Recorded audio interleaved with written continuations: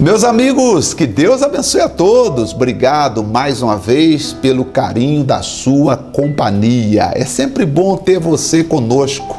É sempre bom estarmos juntos todos os sábados aqui no nosso canal no YouTube e também no nosso Facebook, onde nós postamos também os vídeos. Eu acredito que muitos dos senhores já se inscreveram no canal. Você já fez isso? Se ainda não fez, gostaria que você clicasse aí, subscreva no canal, se inscreva no canal melhor, para que você possa acompanhar. E sempre que nós postarmos um vídeo novo, você vai ser notificado. E olha, não esqueça de ativar o sininho para que você seja notificado ao postarmos um vídeo novo. Outra coisa importante que eu gostaria de pedir, um carinho seu, uma atenção, que você desse uma curtida no vídeo. Por quê?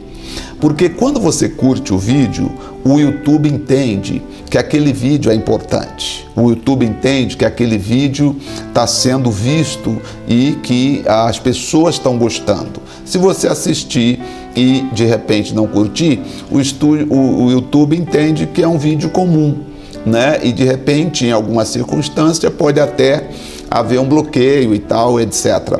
Mas quando você curte, então ele entende que as pessoas estão gostando e que aquele conteúdo é importante. Então, por isso eu peço a sua gentileza, antes de você terminar de assistir o vídeo, que você também, além de se inscrever no canal, você também curtisse o vídeo, que é importante para que nós continuemos propagando e fazendo deste canal realmente um canal de bênção na vida de milhares de pessoas. Tá certo? Não esqueça disso. Depois nós vamos fazer um vídeo falando sobre a missão que fizemos na África do Sul, um resumo do nosso histórico lá, que foi do ano de 2010 até o ano de 2016, começo de 2016. Mais adiante eu vou fazer esse vídeo mostrando para todos como foi a nossa missão lá. As pessoas têm pedido, atendendo à solicitação de muitos, eu estarei fazendo isto. Hoje, como eu prometi, estarei falando sobre a vontade de Deus. Qual é a vontade de Deus para as nossas vidas? Você já ouviu alguém dizer isso? Eu não sei qual é a vontade de Deus. Ou já ouviu pessoas dizer, talvez esta não foi a vontade de Deus para a tua vida. Ou talvez esta não era a vontade de Deus, e às vezes você fica confuso sem saber se é ou não é a vontade de Deus.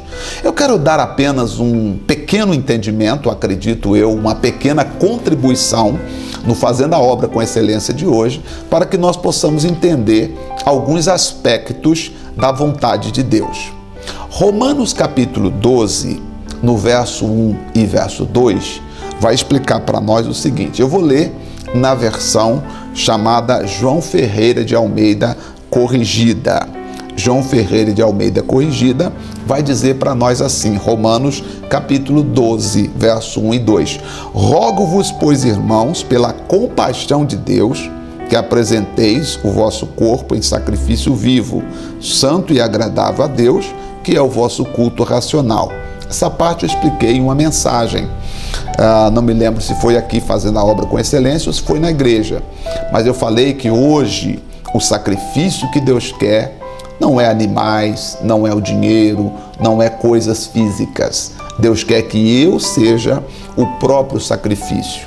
A minha forma de cultuá-lo, a minha forma de adorá-lo é o sacrifício que eu apresento a Deus hoje. Hoje eu preciso oferecê-lo um sacrifício racional. Não daquela forma emocional, que eu fecho os olhos e perco como se perdesse o sentido, e rodasse, girasse, corresse e pulasse. Não, uma forma racional, que Deus quer que nós entendamos o que estamos fazendo na presença dEle. Lamentável que hoje existem tantas pessoas brincando com o Evangelho. O Evangelho hoje se tornou, infelizmente, por maldade de algumas pessoas, hoje está perdendo a credibilidade. Todos sabem que antigamente, quando a pessoa se dizia eu sou um crente, era a expressão que se usava, todo mundo acreditava no crente. O crente comprava fiado, o crente não precisava de avalista. Diziam as pessoas, não, esse é crente. crente, a gente confia. Hoje, infelizmente, estamos vivendo uma decadência moral, que hoje não se acredita mais. Por quê? Por causa de tantos escândalos. A pessoa não está servindo a Deus de forma racional. Eu acredito que ainda existem pessoas fiéis, só que muitas vezes os fiéis acabam sendo escondidos por causa das más obras daqueles que infelizmente provocam escândalos. Portanto, eu chamo a sua atenção para que você olhe e julgue pelos frutos. É importante estar servindo a Deus de forma racional, não de forma emocional, mas de forma racional, quando você entende, vê de fato e de perto e acompanha o que está acontecendo na vida da pessoa e julga pelos frutos. Depois eu vou falar sobre os frutos do Espírito e aí vamos entrar até na seara um pouquinho, falando da vida ministerial. Eu já tenho 28 anos de ministério, para ser mais exato. Esses dias eu estava olhando alguns documentos e quando eu comecei na igreja, para ser mais exato, foi no dia 28 de setembro de 92, quando eu comecei na igreja. Portanto, já faz alguns anos que nós estamos caminhando nessa jornada como pastor. E uma das coisas que eu carrego comigo, por isso é tema do meu programa, fazendo a obra com excelência. Claro que eu não aprendi isso sozinho, eu aprendi com alguns mentores. Eu lembro que um dos meus mentores, que foi o pastor que me ganhou para Jesus, eu não lembro muitas coisas que ele falou, mas eu lembro de uma das frases que ele me disse, foi a seguinte: ou nós somos ou não somos de Deus. Só isso. Ou somos ou não somos. Se somos, temos que realmente fazer com dignidade, fazer com excelência. Se não somos, aí não somos. Então eu gravei essa frase e exatamente, ou somos ou não somos de Deus. Se somos, então, temos que servir com excelência. Então, eu acredito que quando nós entrarmos falando sobre os frutos do Espírito, será muito esclarecedor para muitas pessoas. Mas falando sobre a vontade de Deus, então, primeira coisa, a vontade de Deus é que eu sirva de forma inteligente, de forma racional, não de forma que eu feche os olhos e vou e confio em quem está me guiando. Não, a Bíblia diz: maldito é o homem que confia no homem. Confiar no homem nesse sentido de acreditar que as pessoas estão certas. Nós precisamos ter na nossa mente que nós precisamos analisar. A própria Bíblia nos dá esse exemplo quando ela fala de profecias. Ela diz que nós devemos julgar as profecias. Devemos julgar. Alguém chega e me dá uma profecia dizendo que tal e tal coisa vai acontecer. A Bíblia diz que eu posso julgar. Eu posso aceitar ou posso não aceitar. Não vou estar em pecado se eu não aceitar. Também eu acho que fazendo a obra com excelência, nós precisamos falar sobre blasfêmia contra o Espírito Santo. O que é blasfemar contra o Espírito Santo? Acredito que precisamos falar sobre aquele que me negar diante dos homens, disse Jesus, eu negarei diante do Pai que está nos céus. Algumas pessoas pegam o versículo isolado e dizem: você está negando Jesus. E aí, como é que fica Pedro, que negou 3 vezes e continuou como discípulo? O que Jesus queria dizer quando ele falou sobre aquele que me negar diante dos homens, eu negarei diante do Pai que está nos céus? São tudo questões que nós podemos estudar e entender. Portanto, eu acredito e peço que você continue conosco nesses nossos programas de sábado, que vai crescer com certeza. Eu almejo um dia montar uma estrutura para a gente fazendo a obra com excelência, ao vivo pelo Facebook, pelo YouTube. Olha, gente, vai ser fantástico. Espere, calma, nós vamos fazer isso, né? Que aí você pode até interagir conosco, fazer perguntas, enfim. Mas sobre a vontade de Deus, qual é a vontade de Deus? Bom, Romanos capítulo 12, no verso 2, vai dizer assim: e não conformeis com este mundo, ou com este século, mas transformai-vos pela renovação do vosso entendimento, para que experimenteis qual seja a boa, agradável e perfeita vontade de Deus. Primeira coisa, eu não posso me conformar. Para você conhecer a vontade de Deus, você não pode se conformar, se amoldar à situação. Você precisa ter objetivos claros do que você quer ser e aonde você quer chegar. porque sem objetivo claro o cérebro não vai te ajudar. O nosso cérebro entende comando específico. Se eu disser, por exemplo, eu quero perder peso até o final do ano, eu não vou conseguir. Agora, se eu der metas específicas para o meu cérebro, ele vai entender, eu quero perder 10 quilos até o final do ano. Ele vai entender porque eu coloquei um objetivo específico. Então, eu preciso não conformar, não me moldar à situação que está ao meu redor. Não posso me conformar. Muito bem, a Bíblia fala então, já que eu não posso me conformar, o que eu tenho que fazer? Transformar pela renovação do meu entendimento. O meu entendimento precisa ser transformado pela palavra de Deus. Isto é, eu preciso começar a pensar como Deus quer que eu pense. Ele disse, eu sei os pensamentos que penso de vós. Jeremias 29:11. Pensamentos de paz e não de mal, para vos dar um futuro e para vos dar esperança.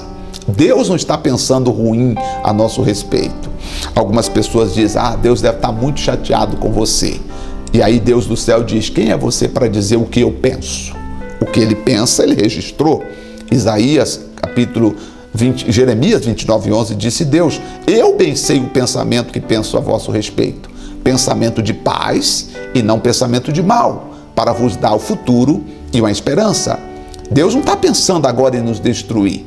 Deus está pensando em coisas boas para nós. Então a vontade dele é sempre a que diz boa, agradável e perfeito. Para você entender qual é a vontade de Deus, você precisa fazer essas 3 perguntas. O que eu quero fazer é bom? É, pastor, é bom. Crescer, prosperar, casar, estudar, me formar, construir família, viajar para outro país, trabalhar fora. É bom? É. Então, a vontade de Deus é sempre boa. Nunca vai ser para julgar você para baixo. Claro que dentro da bondade da vontade de Deus, para nós alcançarmos aquele objetivo que eu tracei e coloquei diante de mim, que é a vontade de Deus que eu cresça, muitas vezes eu vou enfrentar as lutas do dia a dia, vou enfrentar obstáculos. Por quê? Ninguém cresce se não houver obstáculo. Por isso que as pessoas precisam de um treinador. O atleta, por melhor que ele seja, ele precisa de um treinador. O Neymar tem treinador, o Cristiano Ronaldo tem um treinador. Todos os atletas bem-sucedidos, seja em qualquer área do esporte, eles têm um treinador. Qual a função do treinador? O treinador cria obstáculos e ajuda o atleta a superar aquele obstáculo. E assim, superando aquele obstáculo, ele vai praticando e avançando. O problema é que às vezes nós não queremos superar obstáculos. Aliás, nós nem queremos que tenha obstáculos na nossa vida. Se tem obstáculos, a gente já desiste. Eu imagino que qualquer profissional do esporte, há um momento que ele deve pensar, puxa, tá bom, né? Aquele que, o salto, por exemplo, acredito quando ele salta 3 metros, o treinador vai e coloca 3,5 metros. E aí ele salta os 3,45 metros, o treinador coloca 3,60 metros e diz, vamos lá. Quer dizer, o que o treinador está fazendo? Esforçando ele para ele dar o melhor de si, através dos obstáculos. Da mesma forma, né, o jockey, da mesma forma a natação, da mesma forma os outros tipos de esportes. Precisa de um treinador para que o treinador vai criando essa situação que você vai criando prática para vencer. Aquilo que você ama fazer e faz com habilidade é o que você vai vencer na vida. Por exemplo, a vontade de Deus, então, é que nós sejamos bem-sucedidos. Só que às vezes nós não queremos treinar, nós não queremos praticar, nós não queremos nos tornar peritos naquilo que gostaríamos de fazer. Se você pega, por exemplo, duas pessoas que tocam violão, e uma delas dedicou-se, pegou, praticou e pratica, e chega em casa e vai praticando. A outra ficou meio relapsa, ia na escola um dia, não praticava a lição. Daqui 5 anos, qual delas você acha que vai ter mais confiança para tocar em público? Claro que aquela que preparou, que dedicou. E o que a gente vai assistir em público nada mais é o resultado de um esforço, de uma perseverança, de uma dedicação. O seu trabalho, o resultado do seu trabalho deveria ser nada mais do que o resultado de um esmero, de um esforço, de uma dedicação que você tem.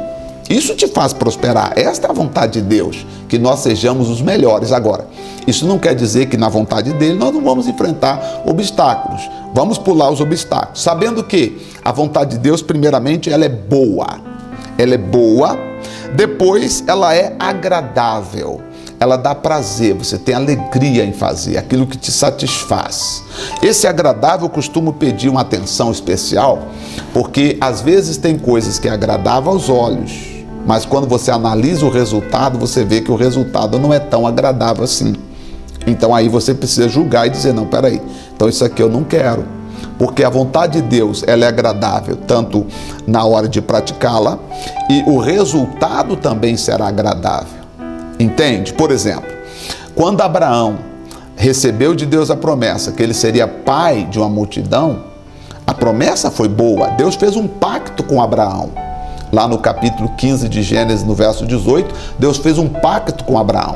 Passado alguns anos, já tentando ter filhos e não conseguindo, porque a mulher dele era estéril, veio uma sugestão de Sarai, dizendo, Abrão, visto que não temos filhos, já estamos tentando há algum tempo, bom, nós temos a nossa serva egípcia, eu autorizo, eu já conversei com ela e você pode ter um filho com ela e ele fica sendo o nosso herdeiro.